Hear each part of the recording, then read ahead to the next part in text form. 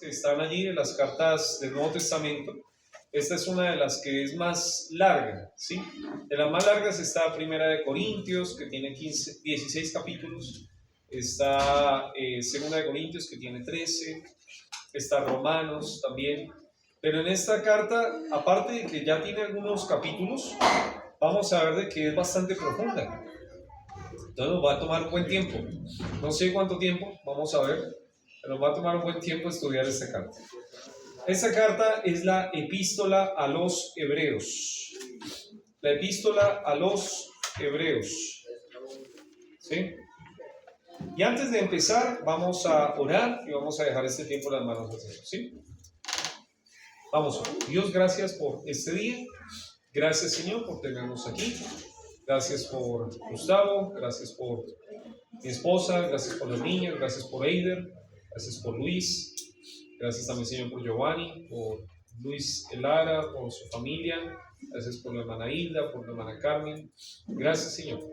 Y en este momento queremos pedir para que usted nos sea hablando, que vamos a estar estudiando fielmente su palabra, como lo hemos hecho en los últimos años, pero que también, Señor, podamos escuchar su voz.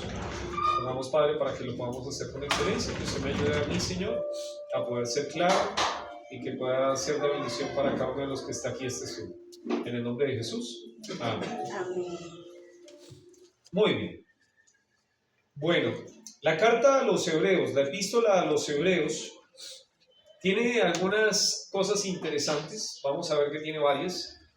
Y primero, por ejemplo, vamos a ver que la carta a los Hebreos no tenía precisamente ese título, sino que se le colocó después. Alguien llegó a la conclusión que el mejor título para esta epístola era Hebreos. ¿Por qué? Porque esta carta es escrita para cristianos, ¿sí? Para personas que ya habían conocido a Jesús como su Salvador. ¿Por qué decimos esto? Miren por favor conmigo Hebreos capítulo 5. Mire Hebreos capítulo 5, versículo 12, dice: porque debiendo ser ya maestros después de tanto tiempo, tenéis necesidad de que se os vuelva a enseñar cuáles son los primeros rudimentos de las palabras de Dios, y habéis llegado a ser tales que tenéis necesidad de leche y no de alimento sólido. Y todo aquel que participa de la leche es inexperto en la palabra de justicia, porque es niño. Acá vamos a ver que va a haber una exhortación, pero lo que queremos hacer notar es que estas personas sí habían nacido en Jesús. Cuando una persona está en este mundo, no se le dice que es un niño en Cristo, se le dice que está muerto. En Efesios capítulo 2, versículo 1 dice que estábamos muertos en nuestros delitos y pecados. Pero acá llega y dice y le reprocha de que después de tanto tiempo ustedes ya deberían haber crecido. ¿Sí? Por lo tanto, entonces esta es una carta escrita a hermanos. Leamos otro versículo por ahí para sacarnos un poco más de dudas. Hay varios. Miren lo que dice capítulo 1, versículo 14, y después el que sigue, capítulo 2, versículo 1. Capítulo 1, versículo 14 dice: ¿no son todos espíritus ministradores enviados para servicio a favor de los que serán herederos de la salvación? Versículo 1, capítulo 2. Por tanto, es necesario que con más diligencia atendamos a las cosas que hemos oído, no sea que nos deslicemos, porque si la palabra dicha por medio de los ángeles fue firme, y toda transgresión y desobediencia recibió justa retribución, miren lo que dice: ¿cómo escaparemos nosotros si descuidamos una salvación tan grande? La palabra descuidar es la palabra como que usted no tomó el tiempo para que no se dañe algo, ¿sí? Es la idea de que usted tiene algo precioso y lo está dejando por ahí tirado, ¿sí? Hay cosas que uno no puede dejar tiradas. Por ejemplo, uno que tiene anillo de casado, uno no puede dejarlo tirado por ahí, ¿sí? Se va a meter en problemas, ¿sí? Esas son cosas que usted tiene que cuidar. Y acá llega y dice que la salvación era algo que ellos no debían descuidar, por lo tanto era algo que ya tenían. Por lo tanto, entonces está hablando a hermanos, a cristianos. Pero no era cualquier grupo de cristianos.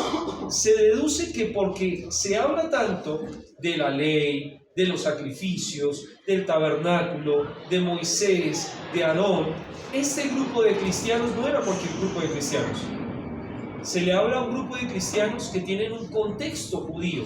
Por lo tanto, se les está hablando a cristianos judíos, ¿sí? Cristianos que eran del pueblo de Israel. Había mucha gente que no creía en Jesús, del pueblo judío, pero había algunos que ya habían creído en Jesús.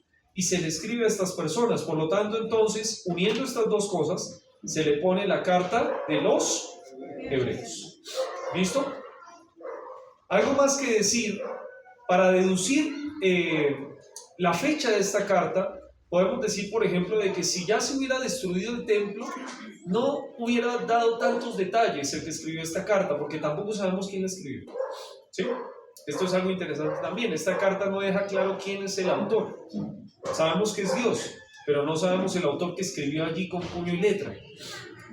Por lo tanto, si no se ha destruido el templo, esta carta tiene que haber sido antes de la destrucción del templo. Pregunta para ustedes. ¿Usted sabe cuándo se destruyó el templo? Ahora en Jerusalén no hay templo. ¿Cuándo se destruyó el templo? 70. En el año 70 después de Cristo, hubo un hombre que se llamó Tito, que llegó y destruyó el templo judío. Desde ese tiempo no hay templo judío. ¿Sí? Por lo tanto, la carta a los hebreos se deduce que tuvo que haber sido escrita antes del año 70. Y si llegase a ser que la escribió Pablo, podemos decir también que Pablo murió en el año 65. 65 después de Cristo, Pablo llega y muere. Entonces tiene que ser antes del año 65 si llegó a ser que Pablo la escribió. ¿Listo? Hay algunos otros autores que pudieran haber llegado a haber escrito esta carta, pero no estamos seguros. ¿Listo? Palabras claves. ¿Cuáles son palabras claves de la carta? La palabra clave es la palabra mejor y la palabra perfecto. Se repite muchas veces en la carta la palabra mejor y la palabra perfecto. Y cuando se repite algo en la Biblia, ¿será coincidencia? En la Biblia no hay nada de coincidencias, no hay accidentes. Si dice muchas veces la palabra mejor, es que está comparando algo, ¿vio? Por ejemplo, digamos, este cuaderno es mejor que este, si fuera un cuaderno, ¿no? Este cuaderno es mejor que este. Digámoslo así, hay dos cosas que se están comparando. Y se dice mejor y perfecto. Entonces se va a estar comparando cosas en el libro de los Hebreos. Cosas que pueden ser mejores y más aún que son perfectas. ¿Sí? Usted va a ver que la palabra mejor y perfecto se repite muchas veces en esta carta. Pero vamos a empezar estudiando un bosquejo sugerido. ¿Saben qué es un bosquejo, no? Un bosquejo es un mapa, digámoslo así. Un mapa de cómo vamos a estar estudiando la carta a los Hebreos. La carta a los Hebreos tiene 13 capítulos. Y vamos a ver que desde el capítulo 1 al capítulo 6, este es un bosquejo sugerido, vamos a encontrar una persona superior. ¿Sí? Del capítulo 1 al capítulo 6, ¿qué es? Una persona superior. Del capítulo 7 al capítulo 10 vamos a ver un sacerdocio superior. ¿Listo? Entonces, a ver si me están llevando la corriente. Del capítulo 1 al 6, ¿cuál es? Una persona superior. Del capítulo 7 al capítulo 10, un sacerdocio superior. Y del capítulo 11 al capítulo 13 vamos a ver un principio superior. ¿Listo? ¿Cuál es el último? Superior. Listo. Vamos a repasar. Capítulo 1 al capítulo 6. Una persona superior. ¿Quién será la persona superior? Cristo. La persona superior. ¿Qué es superior? Más grande. Sí. La persona superior de la que vamos a hablar del 1 al 6 es Cristo. Ya vamos a ver unos puntos allí. Un sacerdocio superior. Ahí vamos a ver de uno que fue sacerdote en el tiempo antiguo. ¿Se acuerdan? De uno que empieza con él. Aarón. Pero sabe, acá hay un sacerdote superior. ¿Y sabe quién es? Jesucristo. Jesús. y se le va a decir que es según el orden de Melquisedec, y vamos a estar estudiando qué es esto, quién es él. Pero también vamos a ver un principio superior, y el principio superior es la fe. ¿Sí? En el tiempo antiguo, en el Antiguo Testamento, se hablaba mucho de la ley, pero en el Nuevo Testamento vamos a ver que se habla mucho de la fe. Entonces, estos son los 3 puntos principales donde vamos a estar desarrollando el bosquejo. Pero ahora sí vamos a empezar primero desarrollando allí un poquito más, como haciendo un poquito más de puntos, en el capítulo 1 al 6. Una persona superior. Vamos a ir al capítulo 1 y vamos a ver que desde el capítulo 1, del versículo 1 al 3, va a comparar al Señor con alguien. ¿Recuerdan? La palabra clave del libro de Hebreos es mejor, perfecto. Entonces está comparando. Y entonces vamos a ver aquí que Cristo es mejor que quién. Miren lo que dice en el capítulo 1, versículo 1. Dios, habiendo hablado muchas veces y de muchas maneras en otro tiempo a los padres por los profetas, en estos postreros días nos ha hablado por el Hijo, a quien constituyó heredero de todo y por quien asimismo hizo el universo, el cual, siendo el resplandor de su gloria y la imagen misma de su sustancia, y quien sustenta todas las cosas con la palabra de su poder, habiendo efectuado la purificación de nuestros pecados por medio de sí mismo, se sentó a la diestra de la majestad en las alturas. De estos 3 versículos podemos quedarnos toda la noche. Hay mucho. Es muy profundo para una vigilia. Pero queremos resaltar algo. Aquí, ¿quién es el punto de comparación? ¿Cristo con quién? En el versículo 1 dice a alguien que empieza con P. A los profetas. Cristian, un profeta de la Biblia. ¿Te acuerdas de algún profeta de la Biblia? ¿Cuál? No, ese no. Samuel era un profeta. ¿Quién más? Isaías era un profeta. ¿Quién más? Jeremías. Oseas. Daniel. Ahora, miren que todas estas personas son muy importantes, sobre todo en el contexto judío. Usted le decía a Daniel, wow. Samuel, uy. Vamos a hablar de Isaías, tremendo. Pero acá llega y dice que hay uno que es superior a los profetas. ¿Y quién es? Cristo. Dice que en otro tiempo se habló por medio de profetas, pero que ahora se habla por medio de... Perdón. En estos postreros días nos ha hablado por el Hijo. Quiero decirle algo, siempre la Biblia es práctica. No hay un hombre que traiga el mensaje de Dios que sea más alto que Jesús. Hay personas que dicen que traen mensaje de Dios nuevo. Cuidado, porque el mensaje de Dios está acá en la palabra de Dios. ¿Sí? Y más aún, la profecía fue para un tiempo que ya pasó. ¿Sí? Dice que cesarán las lenguas, que cesará la profecía. Sí, va a acabar esas cosas. Pero ahora se nos ha hablado por el Hijo. El Logos dice que en el principio el verbo estaba con Dios y el verbo era Dios. ¿Y sabe quién habla del verbo? Habla de Cristo. Cuando Cristo llegó a este mundo, llegó la palabra hecha carne. Jesús. No hay nadie más grande que Jesús. Ningún profeta se le puede comparar a Jesús. Segundo, miren lo que dice ahora en el versículo 4. Capítulo 1, versículo 4 dice: hecho tanto superior a los ángeles, cuanto heredó más excelente nombre que ellos. Porque ¿a cuál de los ángeles dijo Dios jamás: mi hijo eres tú, yo te he engendrado hoy? Segundo punto en el que es de una persona superior, es como un subpunto, ¿sí? Primero vimos que Cristo es mejor que los profetas, pero ahora Cristo es mejor que los ángeles.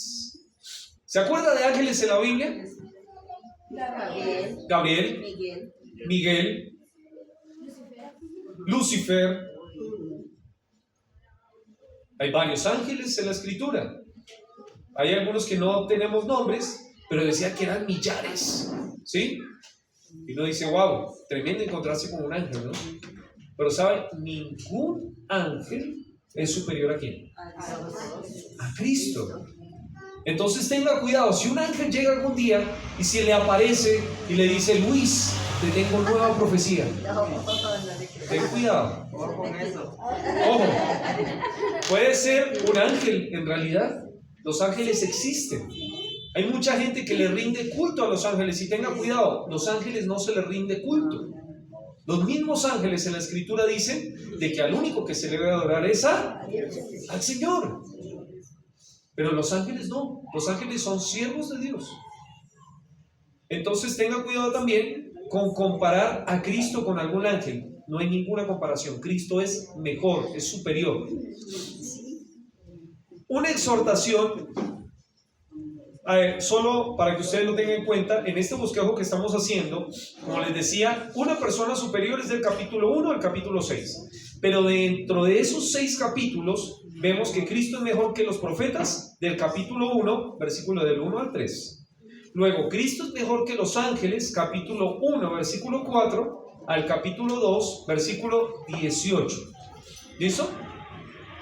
Pero dentro de ese, vamos a ver que hay una exhortación pequeña en donde se habla de no descuidar la salvación tan grande. ¿Dónde encontramos eso? Capítulo 2, versículos del 1 al 4. Todo esto lo vamos a estudiar a profundidad después. Ahorita yo les estoy dando el mapa. ¿Listo? Entonces, ¿qué vamos a ver ahí?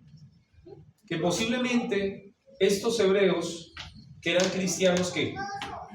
¿Se acuerdan? Cristianos judíos estaban descuidando ¿qué cosa? Y entonces hubo una exhortación.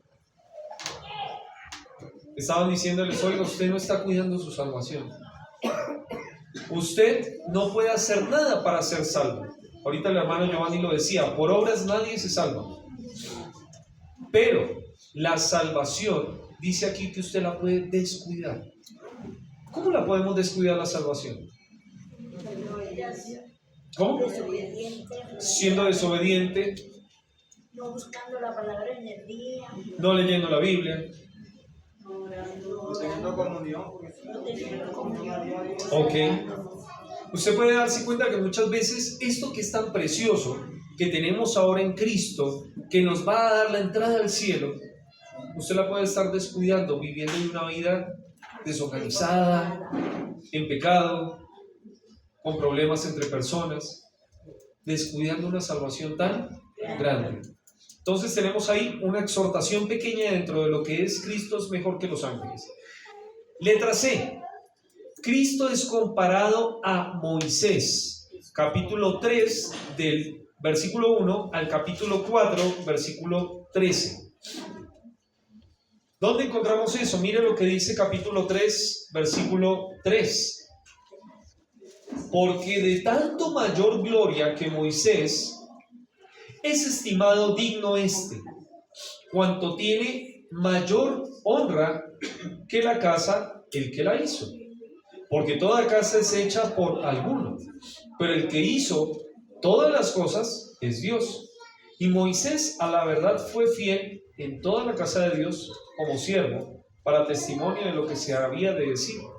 Pero Cristo como hijo sobre su casa, la cual somos nosotros, si retenemos firme hasta el fin la confianza y el gloriarnos en la esperanza.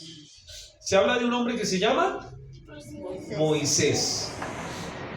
Pero acá llega y dice, ¿quién tiene mayor honra? ¿El que hizo la casa? ¿Sí? Toda casa es hecha por alguno, pero el que hizo todas las cosas es Dios. Y Moisés a la verdad fue fiel en toda la casa de Dios como siervo. ¿Quién es más grande? ¿El que sirve en la casa o el que hizo la casa? ¿Y quién es el que hizo la casa? Según este versículo habla acerca de Cristo. Y entonces para muchos judíos era wow, Moisés era Superior. súper grande y sigue siendo. Dentro de los judíos que no creen en el Señor, Moisés está muy alto. Pero acá llega y dice que hay uno que está más alto que Moisés, y es el Señor Jesús. Y vamos a verlo desde el capítulo 3, versículo 1, hasta el capítulo 4, versículo 3. Acá también vamos a encontrar una exhortación dentro de lo que es este punto. Desde el versículo 7 en adelante, vamos a ver que acá dice: por lo cual dice el Espíritu, si oyeres hoy su voz, no endurezcáis vuestros corazones. Entonces, seguramente por ahí había problemas dentro de la iglesia, en donde estaban escuchando: si oyeres hoy su voz, no endurezcáis tu corazón. ¿Será que pasa eso en la iglesia? A veces escuchamos la palabra, nos ponemos duros, no queremos escuchar, no queremos ponerle en práctica. Esto le estaba pasando a ¿quién? A los judíos cristianos, a los cuales se le escribió esta carta, a los hebreos. Letra D, terminando el primer punto de una persona superior. Cristo es comparado con Aarón. Cristo es comparado con Aarón. Capítulo 4, versículo 14 al capítulo 6, versículo 20. O sea, hasta el final del capítulo 6. ¿Dónde vemos esto? Mire el capítulo 4, versículo 14. Dice: por tanto, teniendo un gran sumo sacerdote que traspasó los cielos, Jesús, el Hijo de Dios, retengamos nuestra profesión. Porque no tenemos un sumo sacerdote que no pueda compadecerse de nuestras debilidades, sino uno que fue tentado en todo, según nuestra semejanza, pero sin pecado. Acerquémonos pues confiadamente al trono de la gracia para alcanzar misericordia y hallar gracia para oportuno socorro. Y sigamos leyendo, dice: porque todo sumo sacerdote tomado entre los hombres es constituido a favor de los hombres en lo que a Dios se refiere, para que presente ofrendas y sacrificios por los pecados, para que se muestre pacientes con los ignorantes y extraviados, puesto que él también está rodeado de debilidad, y por causa de ella debe ofrecer por los pecados, tanto por sí mismo como también por los del pueblo. Y nadie toma para sí esta honra, sino el que es llamado por Dios, como lo fue Aarón. Así tampoco Cristo se glorificó a sí mismo haciéndose sumo sacerdote, sino el que le dijo: tú eres mi hijo, yo te he engendrado hoy. Como también dice en otro lugar: tú eres sacerdote para siempre, según el orden de Melquisedec. ¿Cuál es el punto acá? Aarón era un hombre que era emblema de esos sacerdotes que eran esos intermediarios entre el pueblo y Dios. Cuando el pueblo llevaba algún sacrificio, Aarón llevaba ese sacrificio hasta el lugar santo, ¿sí? Y había un tiempo en que también entraban al lugar santísimo. Era un hombre que era como nosotros, pero que Dios lo utilizaba en una labor muy importante. Dice que él ofrecía por los pecados del pueblo y también por los de sí mismo. Pero el Señor no fue así. Dice que Cristo, como sumo sacerdote, puede compadecerse de nuestras debilidades, pero nunca pecó. Eso lo dice en el capítulo 4, versículo 15. Sin pecado. ¿Aarón pecó? Sí. ¿Ofrecía sacrificios por sus propios pecados? Sí. ¿Jesucristo? Por lo tanto, Cristo es más grande que ¿quién? Que Aarón. Pastor, yo le quiero hacer una pregunta. El orden de Melquisedec, ¿quién es Melquisedec? Tiene que quedarse en las próximas prédicas y ahí lo vamos a explicar. Ese ya a mí ya me lo enseñaron, pero me olvidó. Tranquila, no se preocupe que acá lo vamos a ver. Y como exhortación, vamos a ver que en el capítulo 5, versículo 12, va a encontrar usted que se les va a pegar un regaño a la iglesia, a los judíos cristianos, porque les dice, capítulo 5, versículo 12, debiendo ser ya maestros, después de tanto tiempo, tenéis necesidad de que se os vuelva a enseñar cuáles son los primeros rudimentos de la palabra de Dios. Y habéis llegado a ser tales que tenéis necesidad de leche y no de alimentos sólidos. ¿Sabe qué le está diciendo? Ustedes, cristianos, después de tanto tiempo, debían ser ya maestros. Pero seguimos hablando de cosas de niños. ¿Siguen tomando? Leche. ¿Les pega un regaño? Oiga, niños, se comportan como niños. Y muchas veces la iglesia es así. Sí. Y muchas veces el regaño no es solo para los hebreos, sino también para nosotros. Porque llevamos años de cristianos y deberíamos ya haber madurado como cristianos, pero seguimos como niños. ¿Listo? Entonces ahí vemos una persona superior.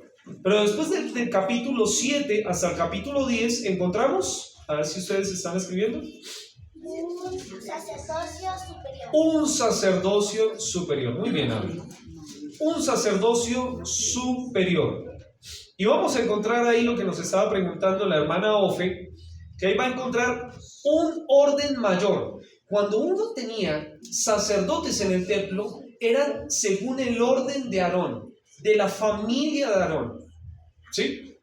Cuando Aarón dejó a sus hijos sirviendo como sacerdotes, los que fueron sacerdotes después de ellos eran también de la familia. ¿Sí? Pero llega y va a salir acá un nombre raro. Capítulo 7, versículo 11. Mire lo que dice. Capítulo 7, versículo 11. Si pues la perfección fuera por el sacerdocio levítico, ¿por qué bajo él recibió el pueblo la ley? ¿Qué necesidad habría aún de que se levantase otro sacerdote, según el orden de Melquisedec, y que no fuese llamado según el orden de Aarón? Y lea conmigo el 17 ahora, versículo 17. Pues da testimonio de él, tú eres sacerdote para siempre, según el orden de Melquisedec. En este capítulo vamos a descubrir lo que preguntó la hermana Ofe, que Cristo es de un orden mucho más alto que el mismo Aarón. Y para los judíos era, ¿cómo así? Si Aarón fue el más grande entre nosotros como sacerdote, ¿puede haber uno más grande? Acá llega y dice que sí. Vamos a ver ahora también, capítulo 8, con la letra B. Un mejor pacto. Un mejor pacto. Versículos 6 y 7 del capítulo 8. Dice la escritura: pero ahora, tanto mejor ministerio es el suyo, cuanto es mediador de un mejor pacto. Recuerden que la palabra clave en el libro de Hebreos, ¿cuál es? La palabra mejor, la palabra perfecto. Y acá sale, dice, cuanto es mediador de un mejor pacto establecido sobre mejores promesas. Porque si aquel primero hubiera sido sin defecto, ciertamente no se hubiera procurado lugar para el segundo. Va a hablar de un nuevo pacto. El antiguo pacto, ¿sabe cómo se le dice en la Biblia? El Antiguo Testamento. Es interesante. Mayormente, cuando uno se refiere al Antiguo Pacto, se refiere al Antiguo Testamento. ¿Y qué tenemos desde Mateo en adelante? Nuevo Testamento. Nuevo Testamento, nuevo pacto. Es interesante porque antes el pacto antiguo se basaba en leyes. Y ahora este nuevo pacto no se basa en leyes, se basa en un nuevo corazón. Y vamos a verlo ahí en el capítulo 8. Y yo quiero decirle también a usted que me está escuchando, el Señor quiere algo nuevo, no algo viejo. El Señor no se basa en leyes. No es que no mires, no gustes, no toques. Cuidado con hacer esto, cuidado con decir mentiras. No vea televisión, no haga esto, no haga aquello. No, la vida cristiana no es decir no a todo. La vida cristiana tiene que ver con un nuevo corazón, un cambio, algo más alto. Y vamos a ver también ahí en el capítulo 9 un mejor santuario. Mire lo que dice capítulo 9, versículo 1 y versículo 2.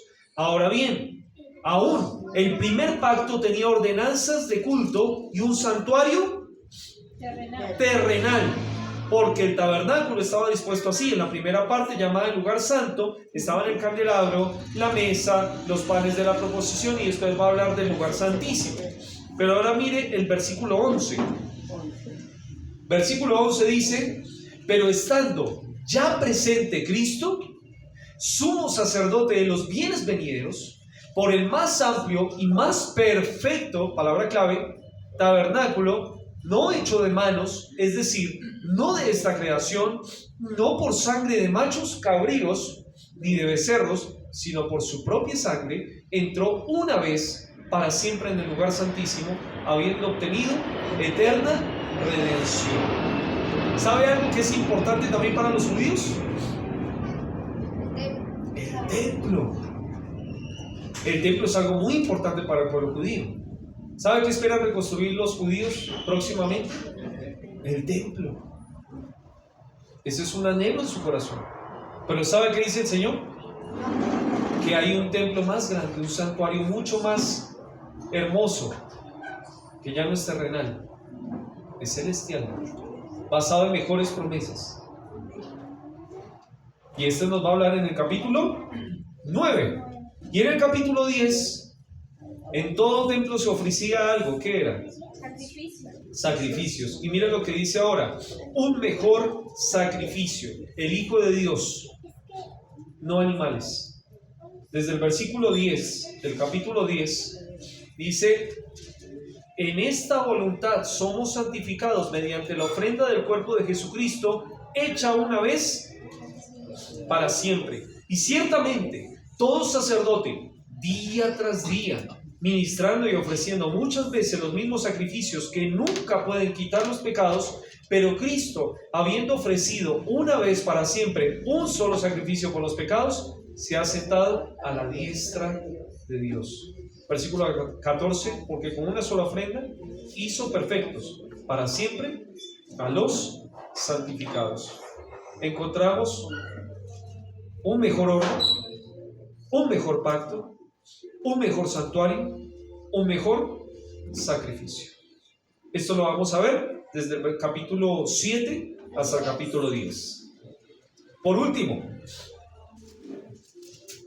punto 3, habíamos visto primero una persona superior, después un sacerdocio superior, por último un principio superior, que es la fe.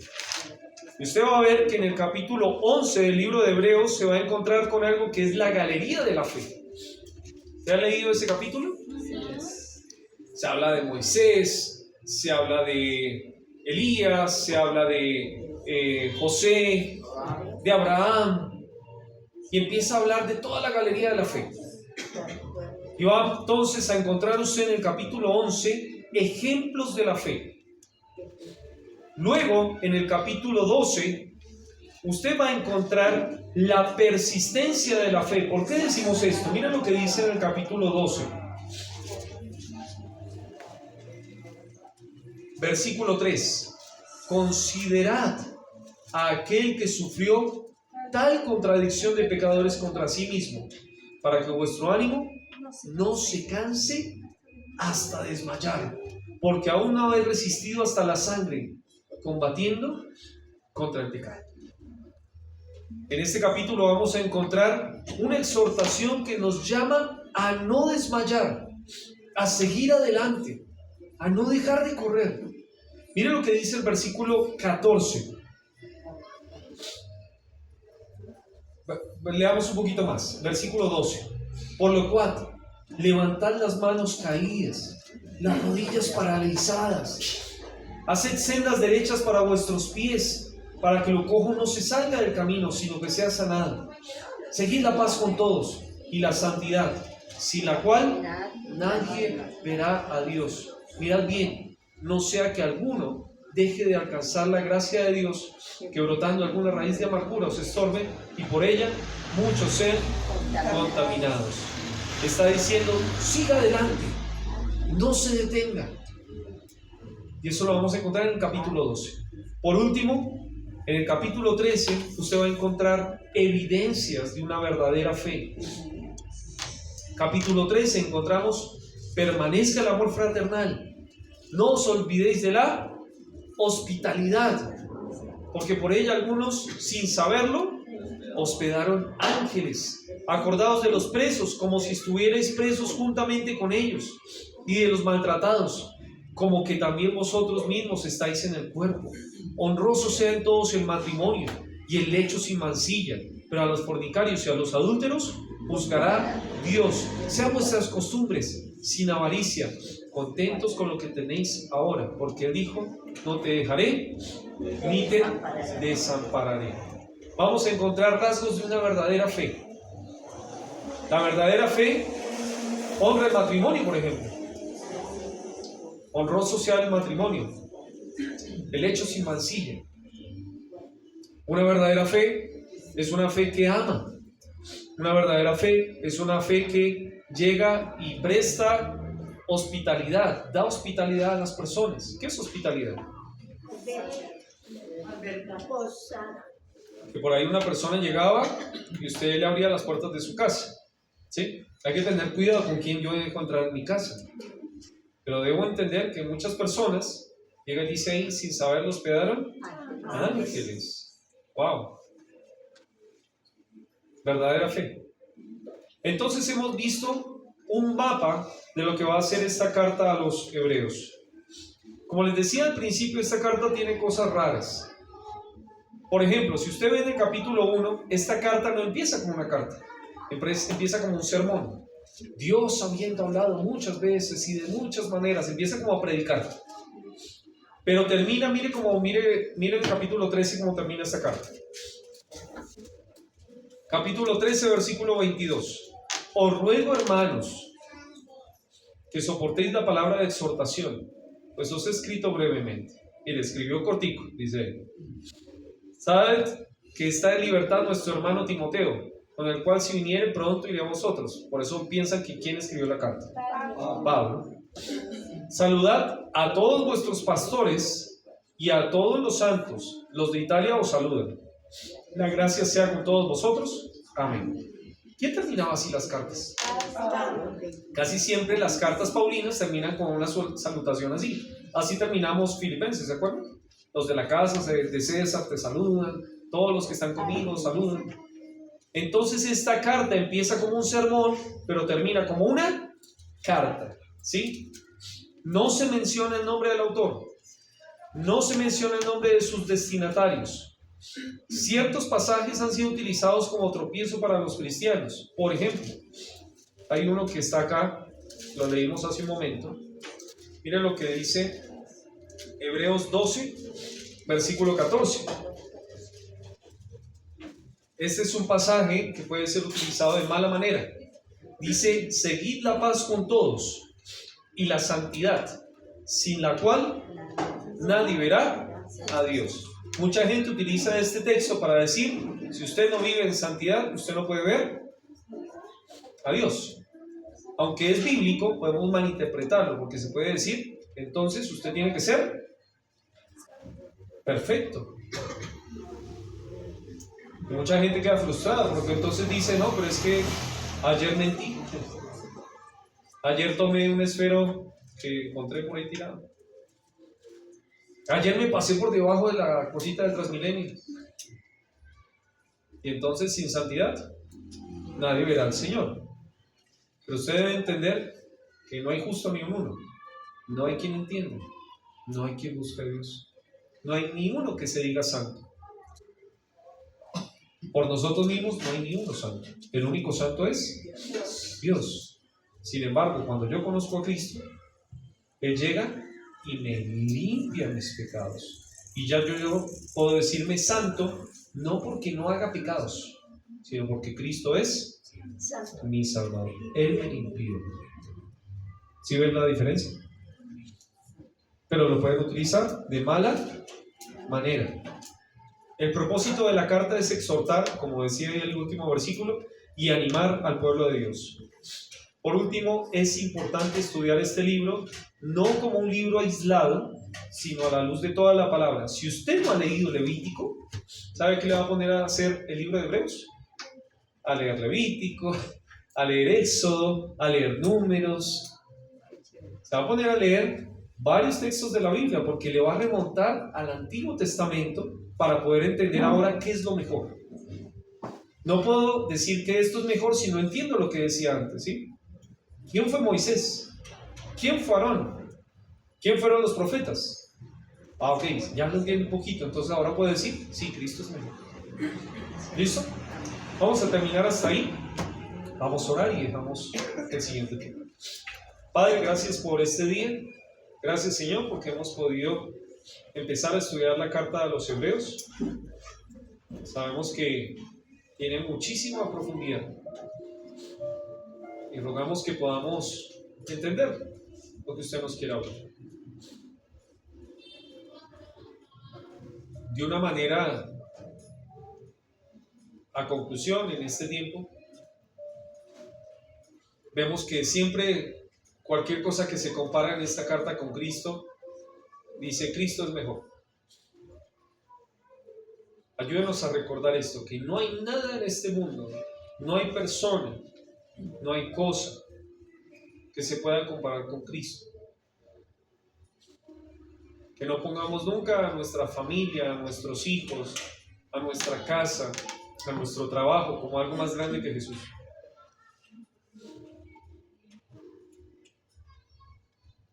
Hemos dicho muchas veces en esta iglesia que sin Cristo no hay cristianismo, sin Cristo no hay razón para estar acá.